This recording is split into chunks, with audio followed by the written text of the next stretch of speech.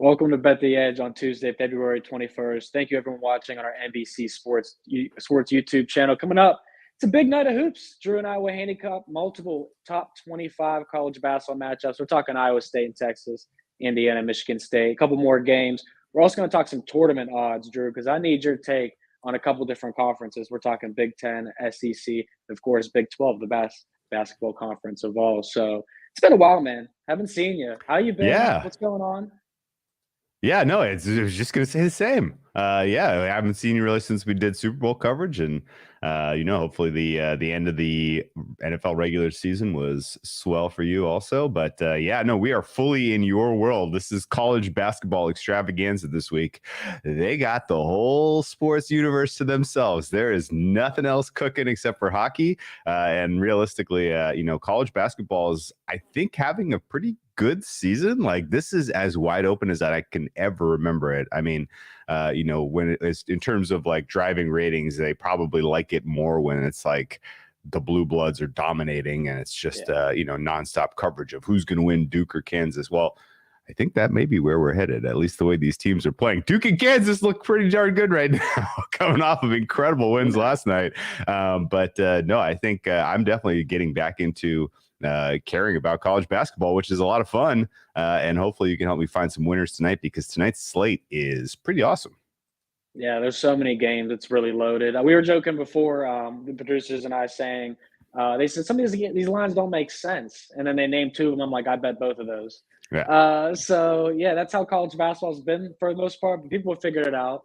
Taking the short home favorites tonight. There's one team we'll talk about in particular that's an unranked home favorite going against a ranked road underdog. And that theory has been 29-13 against the spread. I'm not going to give away who we're talking about, but the one team we aren't talking about is Virginia Tech against Miami. But that's a game, Drew, I'm not touching tonight. I'll tell you that. Game, though, I probably will touch. Baylor at Kansas State. We watched Kansas take care of business last night.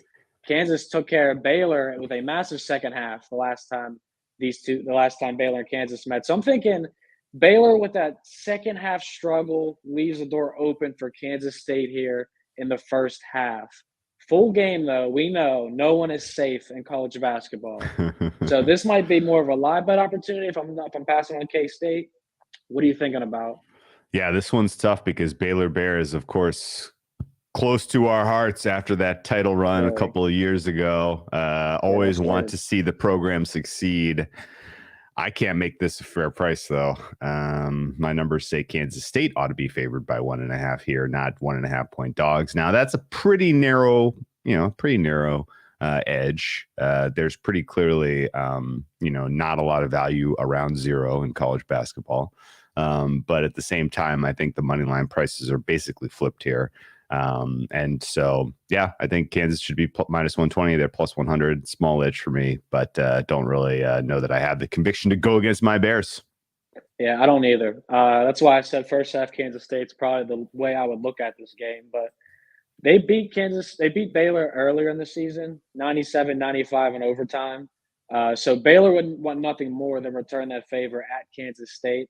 And I'll give you this, Drew, too. Kansas State, great home team. They have not swept Baylor in the regular season since 2019. It's also the last year they beat Baylor at home.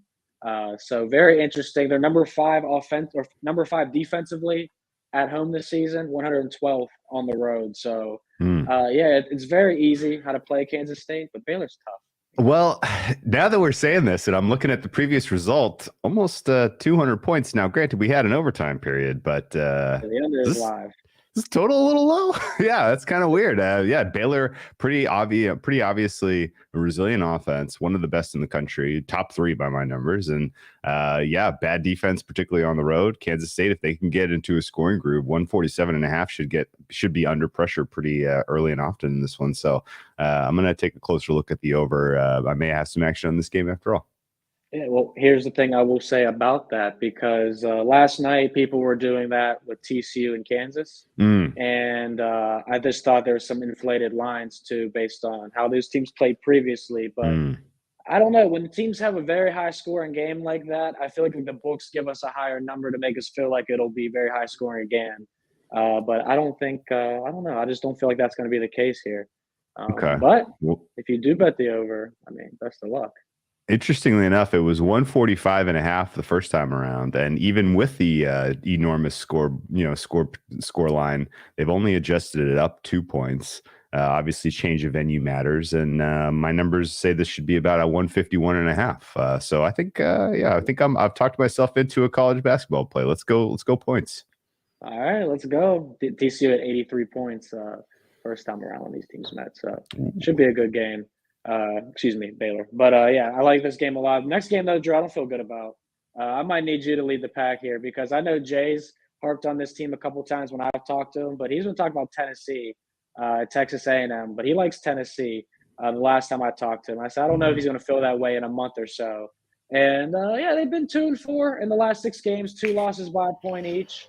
I'm getting a little nervous about what's going to be happening with the Vols here because people are sliding them as a 3 seed.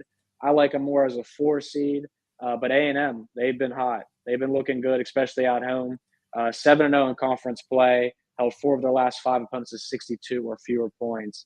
And Tennessee, try not to go back-to-back losses. Any opinion on this game? Lines moving towards A&M.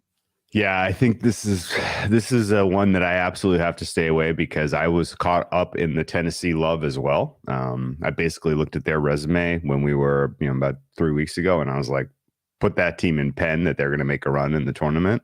And since then, all they have done is sort of rest on their laurels, slide in terms of the standings. They are now looking at the potential where the committee, when they see this type of resume where a team is falling late in the season like this, they really like to give that team a test, maybe underseed them a little bit or give them a fair seed and just give them a nasty opponent in round 1, round 2 to really kind of put a wrench in, create a little bit of upset.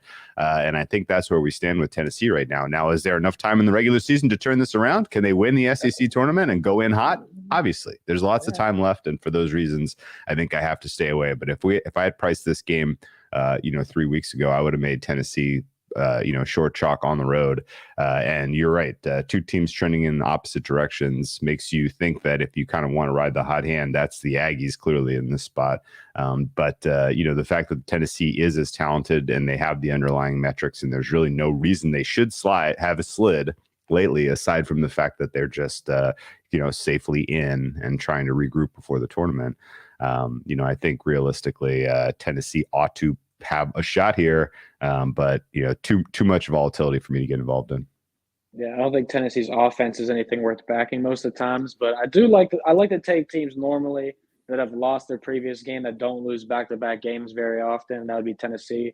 And they've done pretty well in the spots 6 times this year. They've held an opponent to 60 points or less 5 of those 6 times. But I'm not totally sure what to make of this game. I think I lean a first half under if I wanted action on this game. But I'd probably want to get out of it because Tennessee, they got a couple injuries. I know Julian Phillips, Josiah, Jordan James were out the last game. We'll see what happens with those guys. But 2 teams that play defense very well, top 3 in the conference. I'd probably just be looking at an under here solely. But you know what? Those 2 guys you just named are depth guys. That makes the first half under that much more likely. Starters come out a little slow, a little cold. It's typical. It takes a little bit of time to get into the game, and if at that point you're putting in your bench unit, and it's it's the 9th and 10th guys instead of the 6th and 7th, then all of a sudden the bench unit isn't performing as well offensively. So that's a fair look. Best adjusted defense in the nation from Tennessee, even with the late swooning. So I'm fine going with on a first half under there. I think you nailed it. Yeah, and Tennessee scored 19 and 29 points in their last 2 first halves. The first half under sitting at 60.5 right now. And I keep staring at it. The total ticked up to 129.5, and I'm just thinking this is too high in my opinion.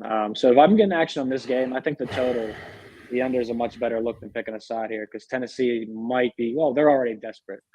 They're desperate.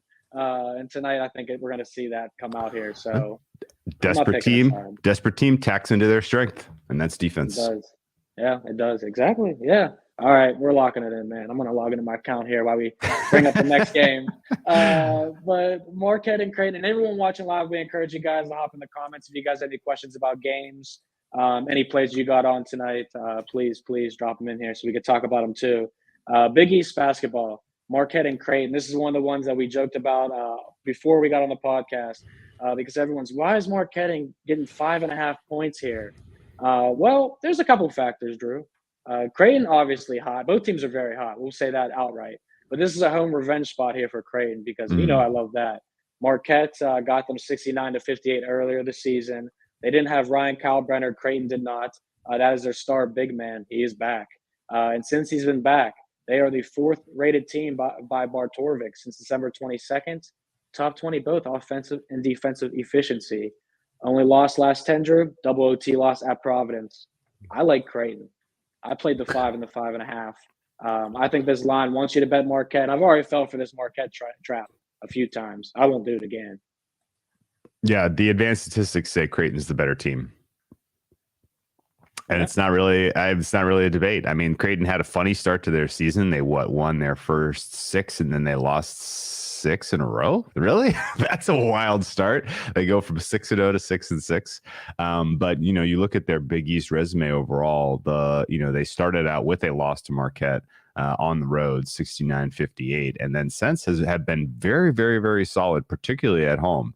They have been absolutely perfect at home in the Big East so far this season, and I think Marquette is definitely regressing. There's nothing about their statistical profile that is, has me especially excited. The one general way that you could hurt Creighton is you get to the free throw line and you get, you hit the offensive boards hard.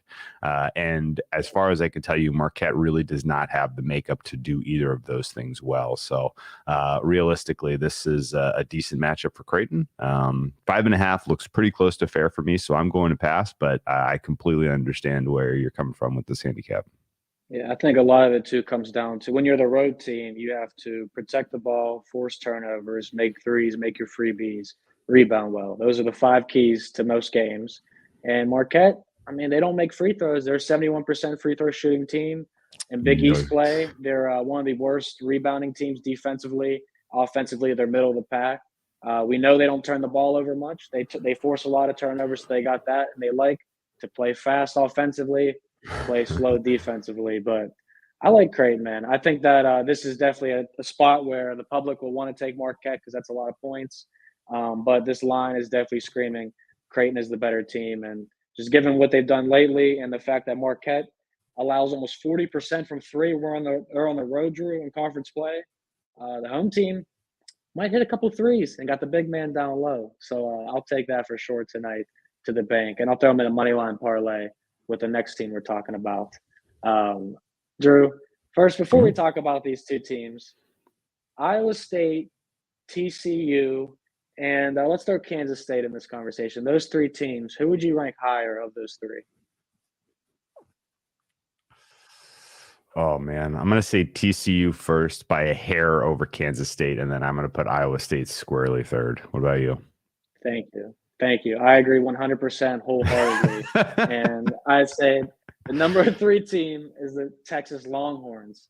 So right now I got the Longhorns slotted as a 2 seed for me. Iowa State's a 5 seed. They don't get into my top 16, even though I do love the Cyclones. And this spread is another one. People will probably love Iowa State here. The line is moving towards Iowa State. We're seeing a juiced -120 at the 7.5 road underdog tag for the Cyclones. Do you have any opinion on Iowa State before I dig into why they're not a good road team? I need to hear your breakdown. I had Texas flagged as a team that was going to potentially do some serious damage in the Big 12, and to this point in the season, they haven't really delivered. Now they're right there knocking on the door, 10-4, only one, a win tonight, and they're tied with Kansas at the top of the standings. But overall, looking at their profile, it's been an up and down season because of the obviously the drama with the coach. But they haven't quite lived up to potential, and it's mostly been on the defensive side of the ball. If you told me Texas is going to be 37th in the nation in defense, I would have said you're crazy. The talent and just in general the scheme lends itself very well to being a top 20 defense, and here they sit out on the fringes of the top 40, which is surprising to me. So I have a tough time really digesting who exactly Texas is right now. I just know that Iowa State's not that's not my team. Too weak in too many areas, too slow in terms of tempo for a Big 12 matchup. And so, really, I think, they are kind of hiding in the top of the table based on, a pretty weak schedule. Very, very few impressive wins here, against the other kind of elite teams in the Big 12. This is a team that I don't think really kind of stacks up to the Kansas States and the TCUs. I would put them sixth in conference. I think, I don't know. It's a tough handicap for me, but 7.5 is pretty close to what my number would say. Yeah, and I saw, a lot of places we love to use the Bartorviks, the Ken Palms, all have this as a 3.5 or a 5-point spread. Really? People, but there's just you see the eye test, and these teams don't match up to the point where Iowa State should hang around this game. And I mean, on the road, it's just I think we've seen a lot of teams in college basketball separate themselves by what they are able to do on the road. Because we all know teams are much better at home. But Iowa State in their road games ranking 317th or worse nationally in free throw percentage, 63%, three-point percentage, 29%, and they turn the ball over 21.6% of the time. Terrible. In their last 4 out of 6 road games, 62 or less points. So this is also a home revenge spot for Texas. They lost at Iowa State 78-67. They lost by 11 points to this Iowa State team that looks so much better. And the last thing I'll note, Drew, on that eye test I've been watching, because I've been betting a lot of Iowa State. I actually have a ticket on Iowa State to go to the Final Four at like 12-1. And I thought it looked much better a month ago than it does now. But Iowa State's last 5 road games, they've lost all 5. They lost by 2, 2, 3, 5, and 6. Oof. They've slowly been creeping up farther and farther away. And it's because they cannot offensively hang with their opponents. So give me Texas, minus 7.5. Texas money line parlay with Creighton money line parlay too. I like that. Okay. So I didn't really realize that they had such stark splits in terms of shooting home and away. If you can't shoot on the road, you're in deep trouble. All I know about Iowa State is they put teams on the free throw line at just an impossibly high rate. And if you're in hostile territory and you're a team that's has a propensity to putting guys on the free throw line anyway, then that is not a good recipe for staying in a game. I think Texas, if they make their free throws here, could win with margin. Yeah, I expect Texas to hold a pretty nice lead here. And when Iowa State start chucking threes, we can start rubbing our hands together like Birdman, because it looks like it should be in the bag at that point. One game I did play overnight, Drew, it's moved. I've harped on it all season long every time I've come on here with you, the Big Ten home favorites. Sure. Michigan State was 1.5, 2-point favorite. That's creeping out to 3.5 now. And the money line's gone from 130 out to minus 160. 170 on points bet we see.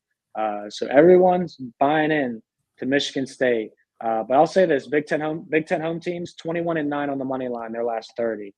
It's usually the way to go. Any opinion here on the Hoosiers or Spartans? And the Hoosiers are the better team. There's definitely no denying that. Yeah, very, very, very tough. I was very disappointed at Michigan State's performance last time out against Michigan. Just not. I was on Michigan. That was a rough team. It was a Big Ten home team. Yeah, there was a rough second half effort really from the Spartans, and considering all the emotional stuff going on at campus and what I thought was going to be sort of an inspired effort, to see him come out so flat was a little tough. Now, and they are going to kind of have the home crowd to lift them up here, and I get why there's sort of a narrative around Michigan State, kind of being the right side in this one, but they're a rough. There's a lot of things about their resume that look just super, super fraudulent. And I don't have a good read on the Big Ten at all. I would tell you sincerely that if you made me kind of rank these teams, I'm going to give you a different top 5 every single week. It changes, it feels like, just based on results. And, that there's just a very thin margin between all these teams. So if there's a little bit of a home team bump for Michigan State Spartans, that might be enough to get them by the Hoosiers. So I'm not going to stop you, but this one's got to be a pass for me. Yeah, I'm with you. I wanted to take Michigan State heavier, but I only risked 1 unit and was like, Indiana clearly the better team. Michigan State's been awesome at home this year. I mean, they lost Purdue by 1, Northwestern by 7. Northwestern, we're going to talk about them in a little bit because they've been just certainly one of the most shocking teams lately, in my opinion. But I look at Michigan State's shot selection numbers. They're literally bottom 20 in the country when it comes to that. We look at Indiana's 3-point rates. They're literally a bottom 20 team country in the country. So I was thinking maybe I should be looking at the under here more. Maybe one of these teams will be struggling more than I think. But Indiana down low should have no issues here. But they're just, again, road teams. Indiana, as much as I like them, I could talk about them being a 3 seed right now, talk about them being a 4 seed right now. But when they're on the road, Drew, 4 and 6 in true road games, they lost by 11 in 4 out of 6 of those games, and they've won by 4 or less points in 3 out of 4 of their wins. So, man, it's too tight. This game is too tight. I regret playing Michigan State on the money line, but I am going to play it. I already played it, so nothing to do about that. But, yeah. Last comment on the Big Ten. Northwest really going to get the 2 seed in the Big Ten tournament? Holy smokes. How in the world did they pull this off? Well, we'll get to that right after this promo, Drew. How about that one? Okay. Just a reminder, if you guys don't have the NBC Sports Digital app, go download it now. The contests are free, easy to play, and you have shot to win thousands by predicting what's going to happen in Premier League and college basketball. So make sure you guys check out the NBC Sports Digital app wherever you get your apps. If you're watching live, go ahead and take your phone to the screen. All right, Drew, Big Ten basketball, like I said, Northwestern, it's been hot. I don't really believe my eyes the past couple games. Just because this team didn't have very high expectations. The makeup of this team doesn't scream they're going to be that great. Boo Booey's their best player. Pete Nance left Northwestern. They got better without him. North Carolina might have got worse with Pete Nance.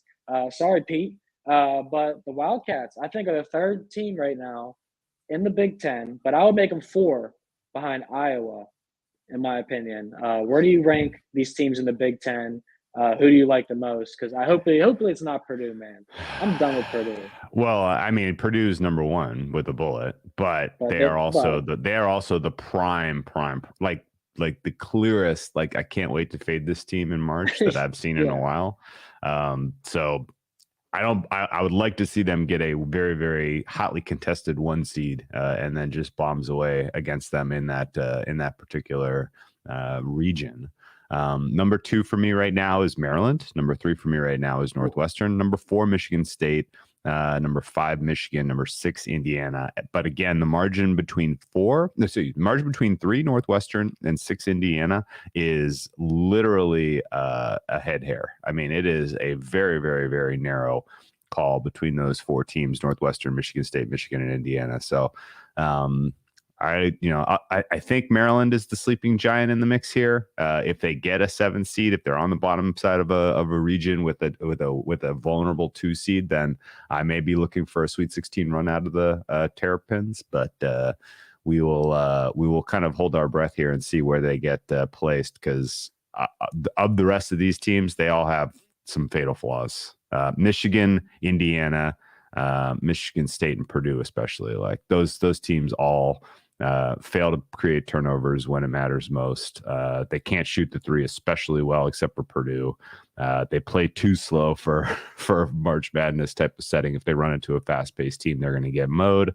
And honestly, like they rely too heavily on some relatively unstable defensive metrics, and just have gotten pretty lucky with the opponent shooting. So a Big Ten to me looks pretty vulnerable come 2010. Yeah, I don't know who we can expect to come out of this on top, even in the conference tournament, being on a neutral site. A lot of these teams have struggled so much away from home. I like the Maryland call because I do feel like they're the potential sleeper. I think Indiana might be the most well-rounded team. I'm very interested because you had them. You said 6, correct? Who's are your 6 team in the Big Ten? 4, yeah. But again, 3 through 6 is that's going to get tumbled every single week. Yeah, Indiana, Michigan, Michigan State, Northwestern. You could tumble those in any order. Yeah. Okay. No, Interesting note. Iowa for me comes in after Illinois right now in terms of rating, and Rutgers is after Iowa. Like, I don't know what in the world is going on with those teams, but they are well down my board and some of it. So when it gets to this point in the season, I do a kind of a blended ranking, one where I'm looking at season long stats and one where I'm looking specifically at the last 4 weeks, just because a lot of teams are going through improvements and trying to mature into their final form this final month of the season. And, teams like Maryland are improving. They actually come in, if you just look at a heat index and you look at how Maryland has played over the last month, they're the 6th best in the country, which is kind of amazing to kind of wrap your head around. Rutgers, on the other hand, 56th best in the country right now. So two teams trending in very opposite directions. Where were you going to go with Iowa? You're hot on Iowa? I say Iowa's been good lately. I mean, 9 of the last 13 games they've won. They're 9-4 in those games. But I was going to say, because I look at where they're projected right now by a lot of the experts, and Iowa's behind Michigan State, Rutgers, and Illinois. 3 teams that they're 3-0 against this season. But how they've been playing lately, I rank them higher than all those squads. And Purdue's the one. I don't like Purdue, but they're the one. Indiana, to me, was my team that I would probably put 2. But then I thought, I don't know, Northwestern has worked their way into this conversation, not to the point where I'm willing to say Northwestern is a better team than Indiana is. But I definitely think Northwestern would be my 4, Iowa would be my 5, and Maryland would be my 3. Indiana's the 2. So our rankings would be very, very different. But again, numbers, the eye test. And I think value-wise right now, Maryland, Northwestern probably have the best odds worth targeting if you're looking Sweet 16, Final Four. Maryland 20-1 to make the Final Four, Northwestern 40-1. So wow, maybe the best piece of advice you can get out of there for those. And then let's talk some SEC and Big 12 before that.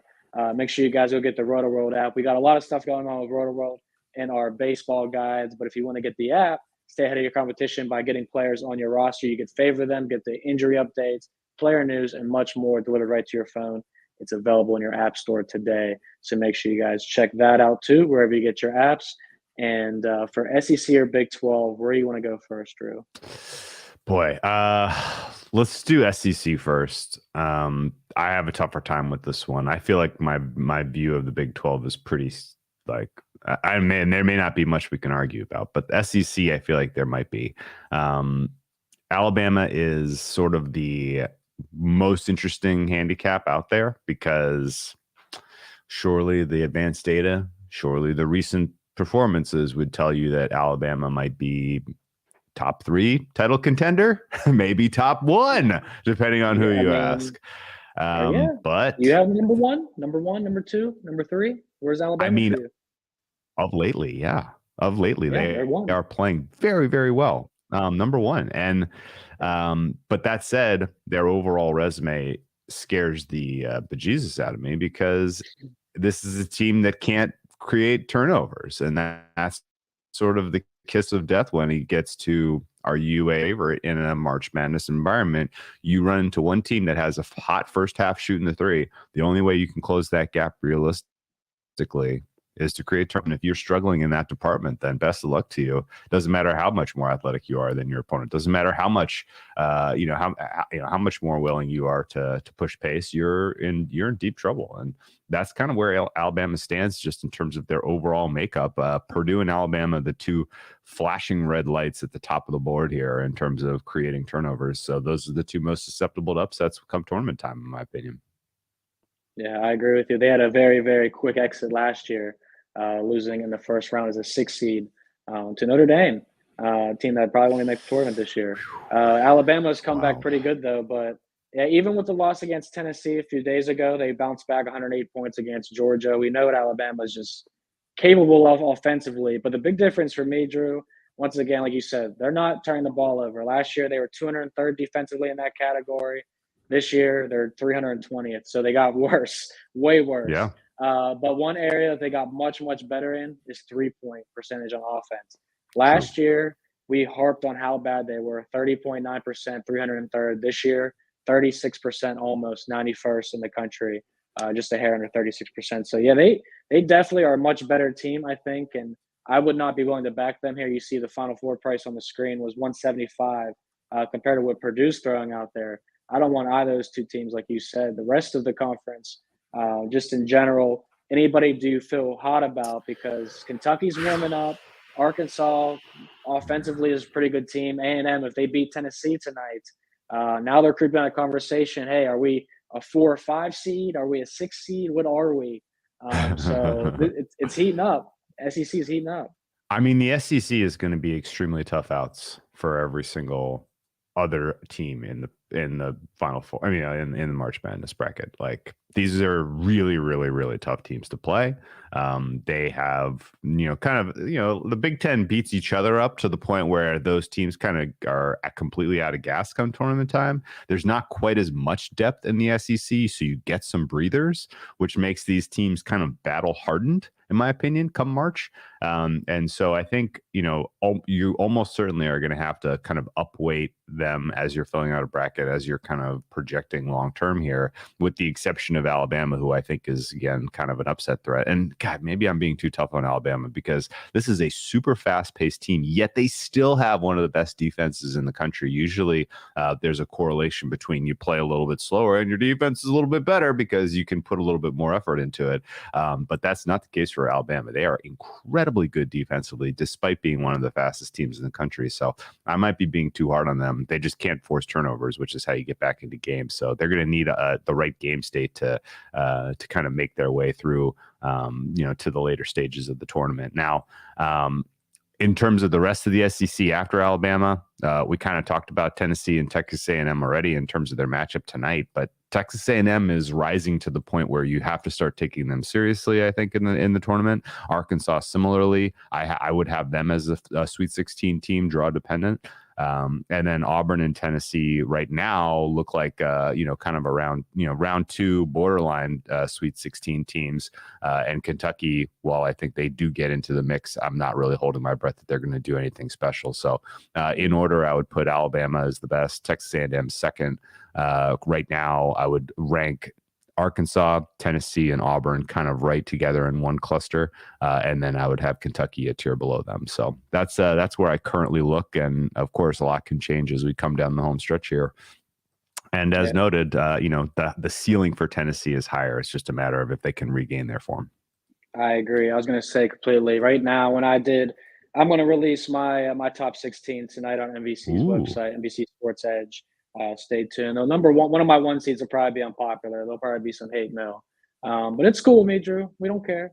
It's what it's all about. But I agree with you completely with your ranking of the SEC. I have Tennessee slotted higher than A&M, and when I saw the line come out as basically a pick 'em, and now it's grown to A&M, I feel comfortable saying the winner of this game moves up to number 2 in the SEC for me, and I'd be okay with throwing Tennessee back here. So we got some Final Four odds on the screen if you're watching live. Arkansas sitting at 12-1, Auburn 15-1, 2 teams in the conference we're talking about. Out of all the teams on the screen, though, give me Miami, Florida. I'd take them over all these teams at 15-1. Isaiah Company, Hurricanes. I like them again, Drew. I like them again. What about you? At those prices, I'm going Arkansas. Miami's, and really, I don't know what to make of the ACC at all. Like, so anybody it's good? a touch below. Yeah, it's a touch below. Good. Yeah, I really don't know what to make of the ACC broadly. But I think of those prices in the blind, I'm the most. I would be the most excited with Arkansas 12-1 right now. I make Arkansas a little better than 25% chance to get to the Sweet 16 in the blind. We're looking at a 6 or a 7 seed for them. I'll feel better with the 6 seed, obviously. I think that's a more preferable path if they can, kind of win some games down the stretch and get a little bit of a bump from the committee in terms of seeding. Then that really helps a lot of equity there. Miami, I give a pretty decent percentage to get to the Final Four, to the Sweet 16 as well. So not crazy. You want somebody with their nose in the game, in week 2, and then at that point it just becomes luck of the draw. Sometimes you need a little bit of you need a little bit of help. You need if you're back in a team like North Carolina to get to the Final Four, You need St. Peter's to take out Kentucky and all the other good teams on the bottom half of the bracket, right? Like there's a little bit of a luck of the draw here, as always. But I think I would lean Arkansas as the look there. But your shout on Miami's not bad. Their numbers and their profile looks pretty solid. If they get a 4 seed, they're going to be dangerous. That's where I have them slotted right now. I got them as a 4 seed. And they could be thrown as a 5 seed in my opinion, but there's a big difference and why they're so successful this year. Again, offensively, they're another great team, 6th in the country, 1st in the ACC. They don't turn the ball over. They hit their threes. They defend the 3 well. But the big difference is they got a big man now. Their big man last year, yeah, he was tall, but he was skinny. He was like me. But now they got this Omer guy. He's 6'7", 250, and he's been a problem down low. And that's really been a difference because now they can rebound. And last year they were not a very good rebounding team. So that's why I like Miami a lot. I think that they can make a run if anyone from the ACC does. Before we wrap up the show, though, let's talk Big 12 futures, Final Four teams. Who do we like the most here? Because we talked about it's loaded. We've talked about this conference more than any other one. Kansas, Baylor, Texas, K-State, TCU. Mm-hmm. Who we taking a shot on, Drew? Got to be Kansas. Yeah. I mean, I Kansas agree. is doing the same thing they did last year. They're peaking at the best possible time. People may look at the last couple results and be like, "Oh, yeah, I mean, they beat some also-rans in the Big 12." No, those were really impressive results. The road win against TCU yesterday, very, very, very impressive. The win over the weekend. While yes, they were favored over Baylor, the way they did it, I thought was very impressive. They have a number of young kind of intermediate players emerging now.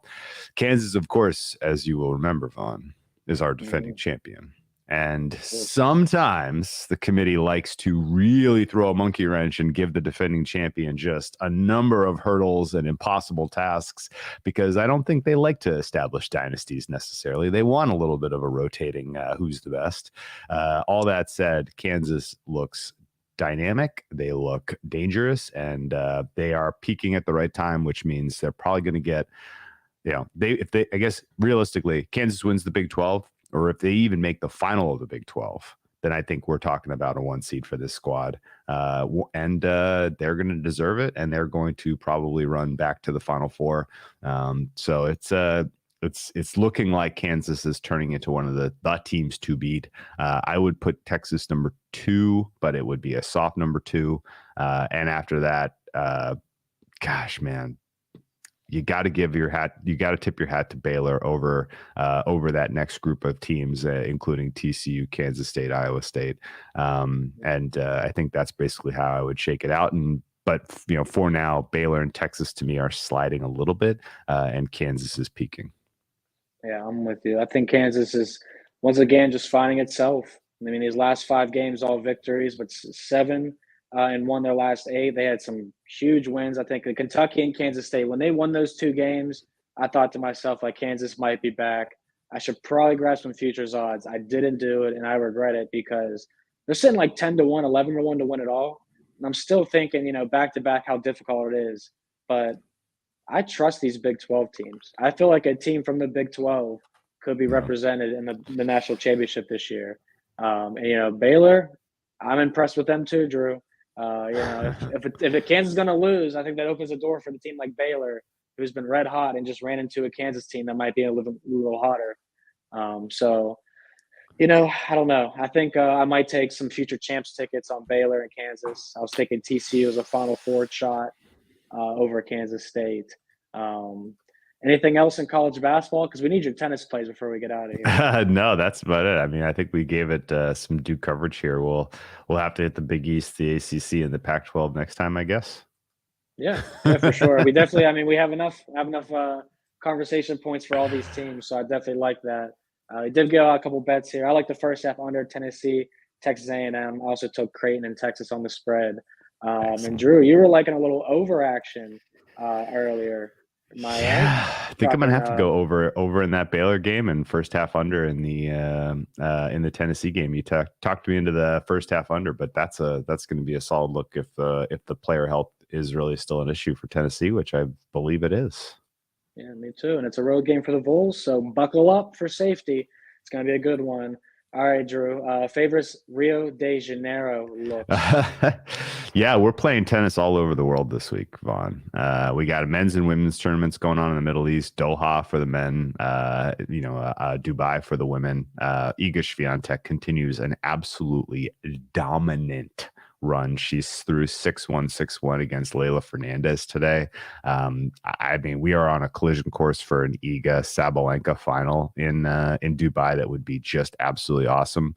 Rybakina also playing quite well. She's on court right now. So you have a absolutely sick field for the Dubai tournament that I'm, waking and cashing on tennis in the Middle East. In the evening, we are playing Rio de Janeiro. Rio de Janeiro is, in my opinion, at least the best tournament of the Golden Swing and through South America. They go from Cordoba in Argentina to Buenos Aires to Rio, and then they wrap up in Santiago, Chile, I believe now. But whatever the case is, this is the crown jewel of them all, and you have some of the best clay players in the world here. Of course, the headliner is Carlos Alcaraz, who's taking on a very overmatched opponent tonight. But the match that really, the two matches that really jumped out to me, you have Diego Sebastian Schwartzman taking on Dusan Lajovic from Serbia. Schwartzman has really, really, really struggled this season. I will be the first to admit it. He should never be a plus 125 dog to Lajovic. I don't care how well Lajovic is playing. Schwartzman should be the favorite here, so I will take him at plus 120, whatever you can get, plus 125 on the money line here.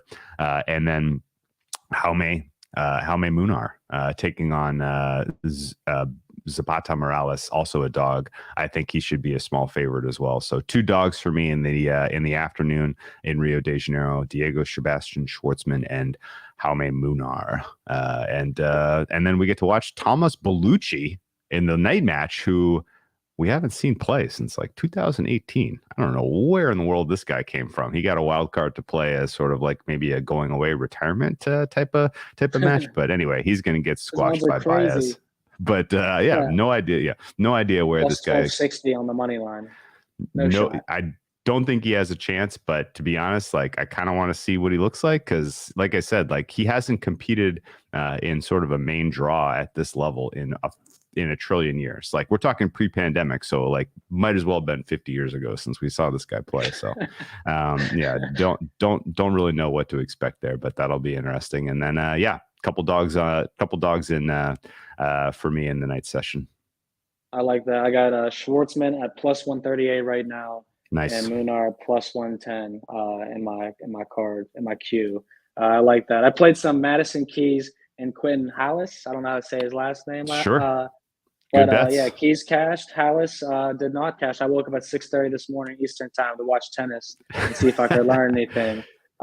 But it's okay, Drew. If you play plus money winners like that, I think that's the way to go. Am I correct? Yeah, for sure. This time of year especially. So we're kind of in the midst of like a grinded out part of the calendar, right? So everybody's playing for ranking point for small prize money. The name of the game is, in my opinion, at least finding underdogs with a realistic chance to get a win and fire away on the money line. So that's where I'm at tonight. And I think that's what should carry you to as a strategy. I would just say play that way through Indian Wells. Sounds good. I'm going to keep trying to cap that. I'm going to watch tonight, take your bets. So I would say best of luck to you, but it's best of luck to us, Drew. I like our plays a lot. It was another great episode as well. So appreciate everyone watching, listening. Don't forget to check out NBC Sports Edge for more help you guys out with your wagers. Thank you, everyone watching live on our NBC Sports YouTube channel. If you're listening in podcast form, as always, don't forget to subscribe and rate us if you haven't already. For Drew and Vaughn, see you guys next time.